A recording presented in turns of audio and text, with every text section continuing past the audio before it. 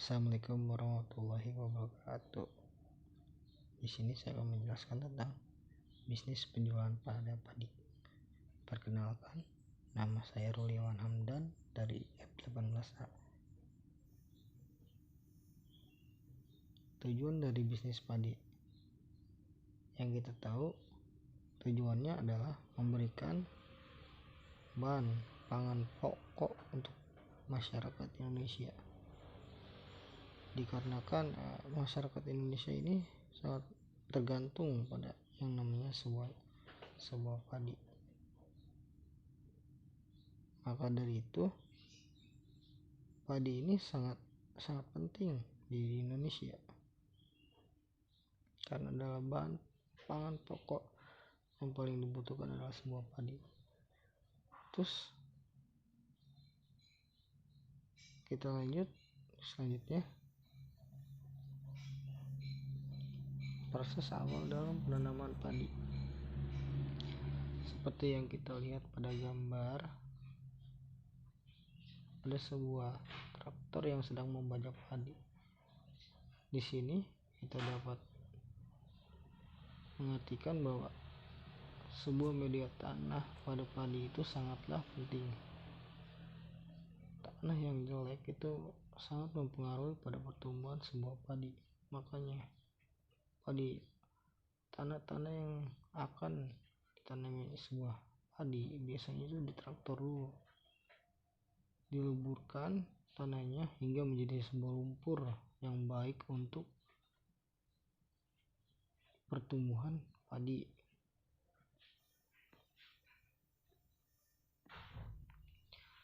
Pembibitan dan penanaman padi. Dalam urusan pembibitan padi, biasanya para petani itu membeli sebuah bibit yang berkualitas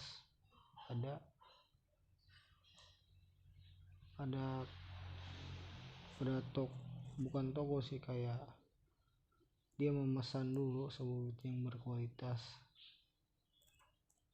lalu si bibit itu kan akan disusun. Setelah disusun akan diberikan sebuah kayak pembatas di satu petak sawah tersebut, terus diairi air supaya setiap bibit itu tumbuh. Setelah tumbuh yang seperti pada gambar tersebut, tingginya sama, maka bibit itu akan dicabut lalu disebarkan pada setiap petak sawah. Dan dalam proses ini biasanya petani kayak memperkerjakan masyarakat di sekitar untuk membantu. Seperti yang kita lihat, proses ini membutuhkan waktu yang cukup lumayan lama karena padi itu disusun dan diberi jarak. Tujuannya supaya nanti mereka tidak berebut makanan atau nutrisi yang ada dalam sebuah media tanah tersebut yang bisa mengganggu pada pertumbuhan padi. Makanya disekat supaya pertumbuhannya bagus. Kita lanjut ke perawatan padi. Dalam masalah perawatan padi, biasanya para petani itu memberikan pupuk urea. Pupuk urea ini akan disebarkan oleh petani ketika padi mereka sudah mulai bertumbuh. Mereka melakukan pemberian pupuk dengan cara menyebarkan pupuk tersebut di setiap petakan sawah tersebut.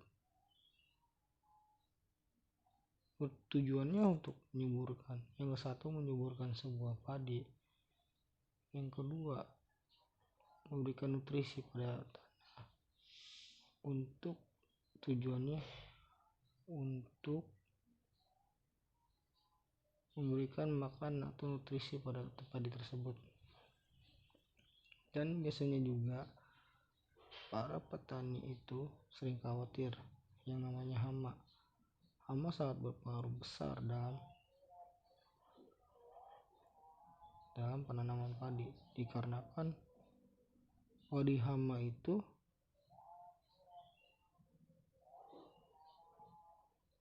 sangat merugikan. Sekali hama itu menyerang, biasanya satu petak itu bisa habis sama hama tersebut.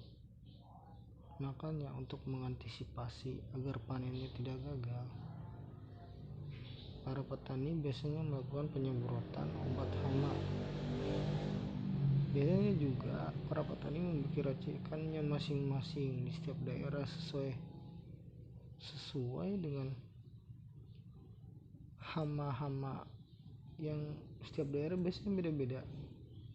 Contoh daerah pegunungan, hamanya kan kayak kurang berbahaya atau gimana, makanya dosisnya rendah. Contoh daerah dekat laut, dosisnya harus tinggi, hamanya terlalu kuat, seperti itu. Nah, terus dalam proses panen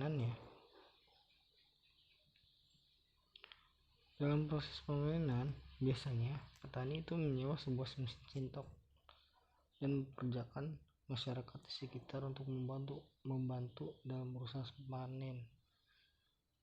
Setelah panen itu selesai, jadi setelah panen itu berlanjut, orang-orang akan, kalau di saya itu disebutnya diarit. Diarit itu mengambil padi yang sudah matang lalu dimasukkan ke mesin cintok. Mesin cintok ini akan memisahkan daun dan buah padi.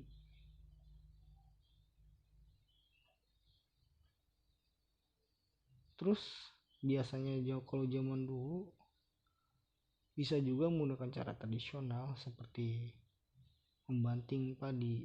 Tapi masalahnya untuk cara sekarang itu terlalu tidak efektif karena membutuhkan waktu yang lama. Karena tenaga manusia itu kan bisa yang namanya adanya lelah atau gimana, makanya kita antisipasi menggunakan mesin cintok tersebut untuk mempercepat proses panen pada padi tersebut. Terus bagaimana cara menjual padi tersebut? Biasanya kalau di tempat saya, padi itu yang sudah dicintok itu akan dimasukkan ke karung dan dipupul ke satu titik pemilik padi tersebut berada. Setelah dipupul, nanti setiap karung itu ditimbang sesuai dengan kayak setiap orang tuh berapa ton ditimbang. Nah, setelah ditimbang, si padi itu akan dicopot di karung, dikumpulin dalam satu area yang membuat gundukan yang sangat besar.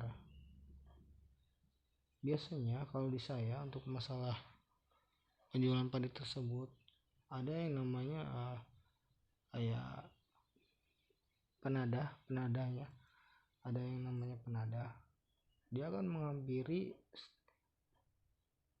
setiap orang yang panen biasanya. Jadi dalam proses penjualannya itu gimana ya, bisa dibilang sulit dan mudah.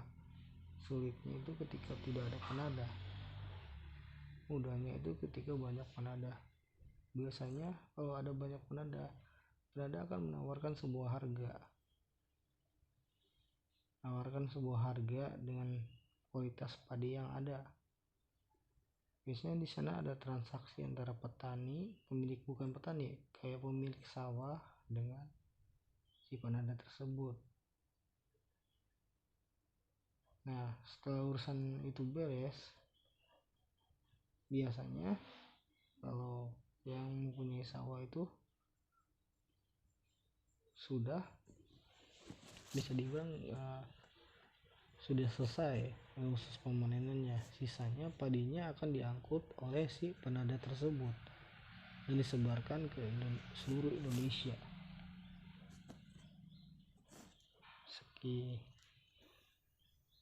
Nah, selanjutnya itu harapan saya mungkin ini mengembangkan lagi bisnis padi pada keluarga saya, atau membuat sebuah inovasi baru tentang cara penanaman padi yang baru. Mungkin itu saja harapan saya. Sekian penjelasan dari saya. Wassalamualaikum warahmatullahi wabarakatuh.